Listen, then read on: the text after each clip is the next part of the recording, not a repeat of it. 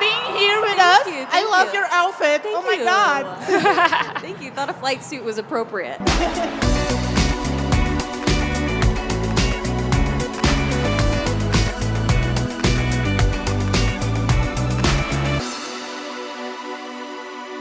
You arrived yesterday, right? Because I thought you went to Mass, but I was so happy to see that. I did. It was so beautiful. One of the most beautiful museums I've ever been to. The way that they hang the art, how it's Yes. suspended, Beautiful. is unbelievable.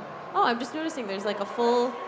Is there like an obstacle course over there? Wow. this Everyone looks is here so for you. Fun. No. Hi. Can they hear us? They can hear you. Oh, good. Okay, good. And we are in that panel as Oh, well. I'm over there yeah. too. Yeah. Oh, wow. Right there. Hi. Okay, wow. And Brie, you were there in the panel. How was for showing to everyone new footage of Captain Marvel?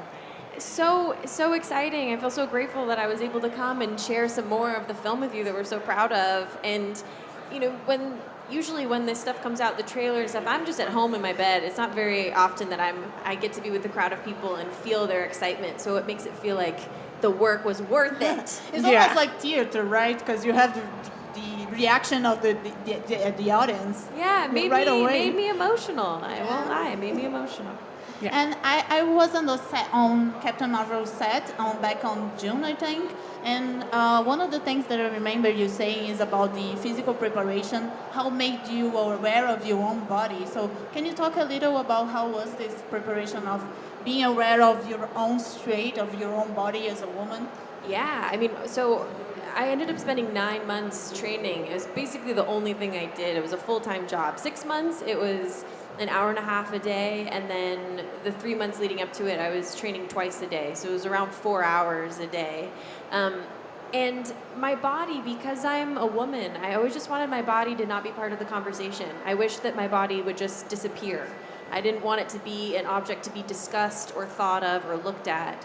And the opportunity to get strong for this role really changed my perception, and I realized that I was not allowing myself to fully utilize the vessel that I've been given, and that my body is a tool. My body is this incredible thing that can do so many things, and my brain is plastic, and I can retrain it to do incredible things. So it was a big change for me, and something that I've continued doing. I'm still studying judo and boxing because it's really changed my life and changed my mind, and I think you can see, I think you can tell on screen with who Carol is, the persona, and also I did the majority of my stunts, so you can tell, I think you can see it on screen.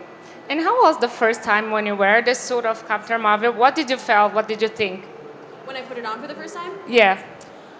My first thought was, am I going to be a character at Disneyland? And then my second thought was, how am I going to go to the bathroom? I mean, that was it, and that's still, to this day, is my thought. I heard there will be maybe a character at Disneyland, so that's pretty cool. I still really haven't mastered going to the bathroom in it. How was your reaction when you first saw the action figure? And you have this extra head as well. You made a joke. additional You can change your hands. I know. I was happy to finally figure out what the additional head is. It's so cool. It's such a weird thing because they like scan your body and then turn you into a toy. So it's very bizarre to be like all of my training is in that toy. That was the thing that kept tripping me out. I was like, wow, 9 months of training and this is what my body looks like, and now it's a toy. Like, that's so cool. It's like forever instilled in this little object. And you said in the panel that you eat a lot of Brazilian food. What was your favorite? Ooh, so I do love the cheesy bread. What is that called? It's the champion. Oh my gosh. In Portuguese, it's pão de queijo. Pão de queijo? Yeah. I could eat that all day. It's awesome, right? It's like, why didn't I know about this sooner? Every time I Everybody, go to the every States, restaurant should have that. I always, the thing that I miss the most is pão de queijo. Yes. So good. And I always think, why they don't have this here? Because it's so good. Yeah, and then last night I don't even know how I found this, but I was cooked in someone's home last night, a woman named Helia, who is incredible, and she cooked some traditional food as well for us last night. So it was like a fish stew. And what is that? It's like a nut and I think shrimp, like powdery sort of thing. So good. And what is your drink? Caipirinha. Yeah, I had one of those very strong. So very strong, and it worked very well. Yeah, it worked.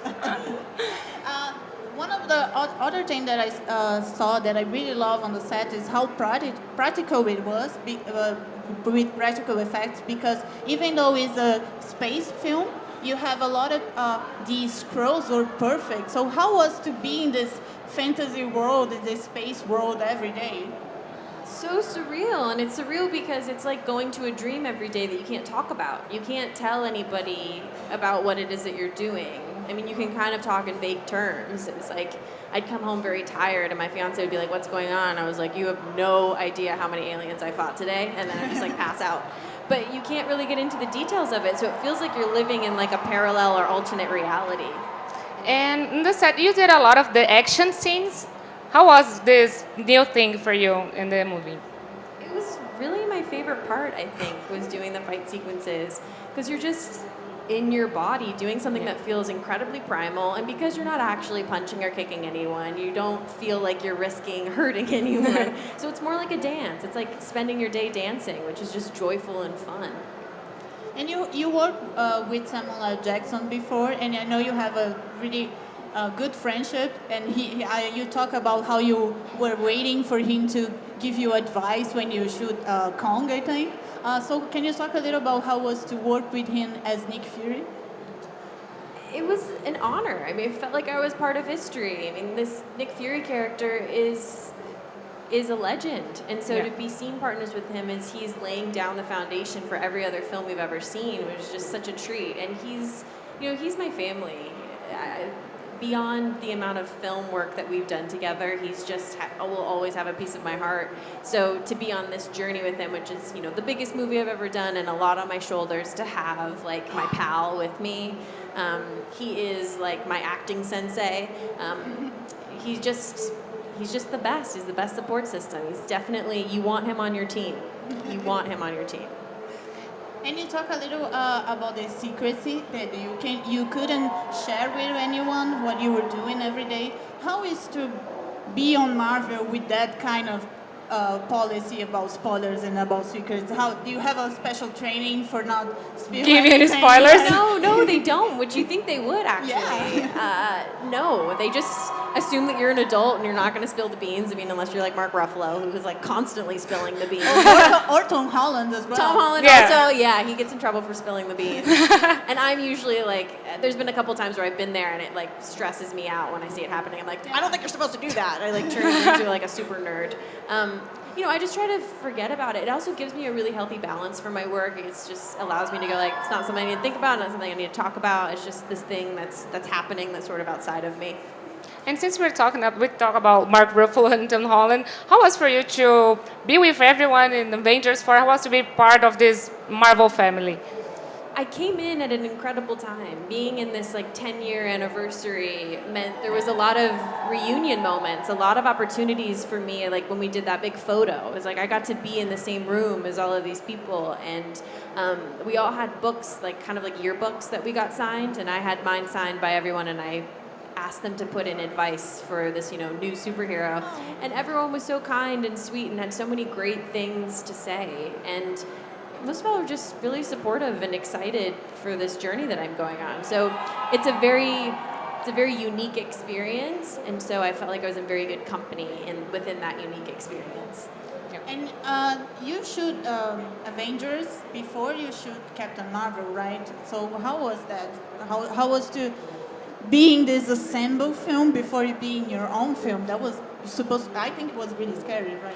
Yeah, it's a little hard. It was hard, but it also was perfect because it meant that I wasn't alone on this journey. It meant that I had, like I said, a playground of people that have been through this before. So it was like more of like a test round for me. I felt like where I got to just in between takes, like ask people questions, and I just was very open about being the new kid and wanting to be treated like the new kid so that I could learn as much as I could and take in as much information. Because there's things that you just don't think about and you don't know who to ask other than an actual superhero of like, okay, so then once you start the movie, when do you train? Do you train in the morning? Do you train at lunch? Do you keep training? Do you not train? what kind of snacks do you eat? Like, what happens? You realize, like, when you're in the suit, you kind of would rather have a smoothie than have a burger. Except, obviously, I ate a lot of burgers, too, because I can't help myself. But you start to learn different things through people and their past experience. Yeah. And what is your feeling, your sensation when you see a Captain Marvel cosplay, and especially the little girls? It was really surreal. This Halloween, I was passing out candy, and a girl walked up in the Captain Marvel costume. We were like, "Who are you?" And she's like, "Captain Marvel." And I was like in a full wig and stuff. She didn't recognize me at all. And that was like I said, so much of this with film, it feels a little distant. We make the movie separate from all of the fans who watch it. It's going to play in theaters all over the world, and I won't be there. It's going to feel like I'm there because I'm on the screen, but I'm not there. So these moments of connection, of getting to see firsthand what it means to people and how this character is representative of them, feels really good. It's like very grounding. Yeah. Thank you so much, Brie. Thank you. We have to say Pra mostrar, thank you to everybody. galera, todo o amor pra Brie Larson. Thank you so much. thank you.